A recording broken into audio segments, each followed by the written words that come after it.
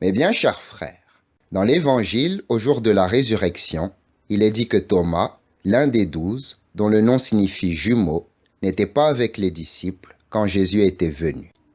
Ce disciple était le seul absent. À son retour, quand on lui raconta ce qui s'était passé, il ne voulut pas le croire.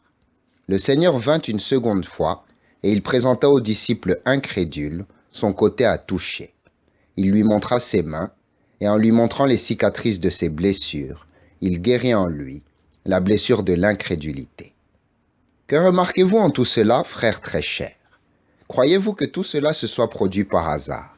Que ce disciple choisi ait été d'abord absent, qu'en arrivant ensuite, il entende ce récit, qu'en l'entendant, il doute, qu'en doutant, il touche, et qu'en touchant, il croit?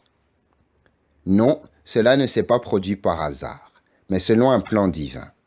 En effet, la clémence divine agit alors d'une manière admirable pour que ce disciple qui doutait, tandis qu'il touchait les blessures que son maître portait dans la chair, guérisse en nous les blessures de l'incrédulité. En effet, l'incrédulité de Thomas a été plus avantageuse pour notre foi que la foi des disciples qui ont cru. Car tandis que ce disciple, en touchant, est ramené à la foi, notre esprit, en dominant toute hésitation, est confirmé dans la foi. Ce disciple, en doutant et en touchant, est devenu témoin de la réalité de la résurrection. Il toucha donc et il s'écria « Mon Seigneur et mon Dieu ». Jésus lui dit « Parce que tu m'as vu, tu crois ».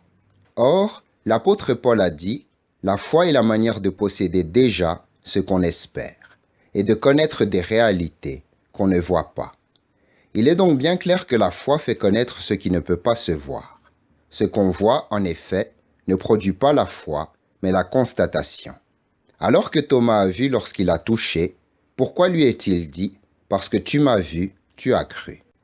Mais ce qu'il a cru n'était pas ce qu'il a vu, car la divinité ne peut être vue par l'homme mortel.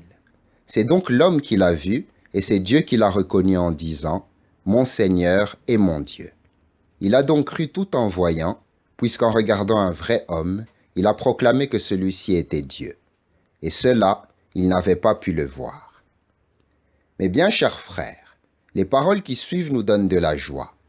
Heureux ceux qui croient sans avoir vu. Par cette phrase, c'est nous qui sommes spécialement désignés, nous qui nous attachons par l'Esprit à celui que nous n'avons pas vu dans la chair. Mais ne nous contentons pas de garder la foi. Au contraire, Paul dit de ceux dont la foi est purement nominale, ils font profession de connaître Dieu, mais par leurs actes, ils le renient. Et saint Jacques a dit, la foi sans les œuvres est morte. Car celui-là croit véritablement, qui met en pratique, par ses actions, ce qu'il croit. Amen.